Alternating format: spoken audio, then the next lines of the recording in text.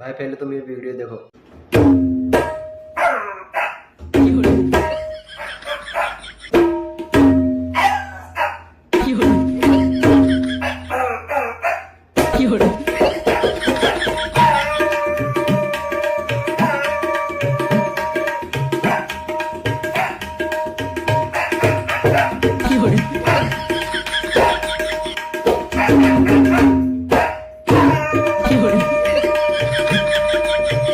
भाई ये वीडियो पसंद आया तो लाइक करें और ऐसे वीडियो देखने के लिए हमारे चैनल को सब्सक्राइब जरूर करें।